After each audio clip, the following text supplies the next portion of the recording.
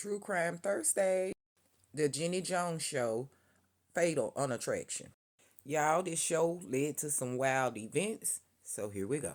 This case involves a secret crush that went a little bit too far. The unaliving of Scott Amedure by Jonathan Schmitz because he felt he crossed his boundaries. On March 6, 1995, Scott Amedure appeared on the Jenny Jones Show wanting to reveal to his neighbor that he had a secret crush on him. Now, Jonathan appeared on the show under the impression that the secret admirer could be a woman. Even though Jenny Jones show said they did not give him that impression, that they actually told him that it could be male or female. The topic of the show for that day was revealing same-sex secret crushes. Oh yeah, this is the clip from the show. Now keep in mind, this show never aired, and it really sent Jenny Jones show into the grind. Moving along. Now, when Jonathan gets on the show, he finds out, like, hey, Scott is the one that has a crush on him. He wasn't expecting to hear that. You can see the uncomfortableness coming up in his body language.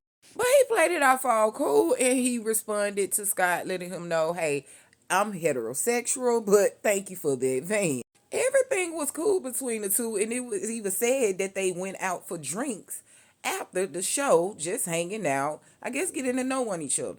I mean, after all, they were neighbors, right? I don't know very much about what happened afterwards, but 3 days later, on March the 9th, Jonathan comes home and sees a very sexually, suggestive note written from Scott on his door. Now, this made Jonathan mad. Jonathan is mad enough to where he go to the bank, get him some money, and he gonna buy him a little pum pum.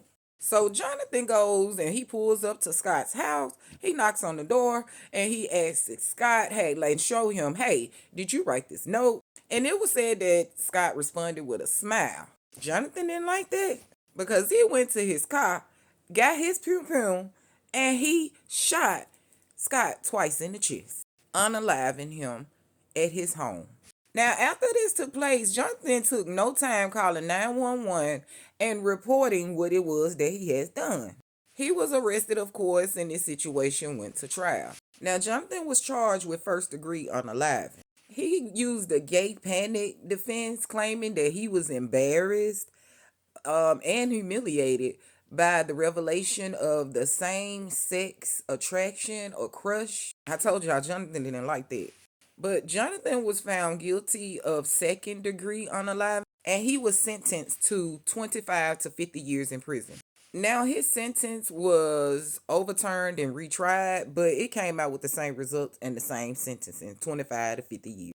But due to parole, Jonathan was released from prison on August the 22nd, 2017.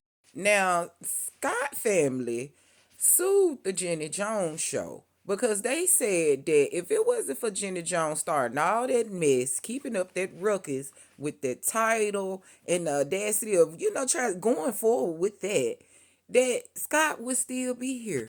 And y'all, they won for $29 million. But it was later overturned by a Michigan court saying that the Jenny Jones Show was not responsible and that those were unforeseen causes to happen. Now, I read what Scott's friend said that Scott had told him that night after the show when he and Jonathan went out for drinks that they had a little one-night fling shitting, if you know what I mean. I don't know how true that could be, but tell me, what do you all think? But again, as I said, thankfully, this episode of the Jenny Jones Show did not get to air. And after the incident between Scott and Jonathan, the ratings went down with the Jenny Jones Show and eventually off the air. Now, Jenny, sometimes it just don't even pay to be that damn messy.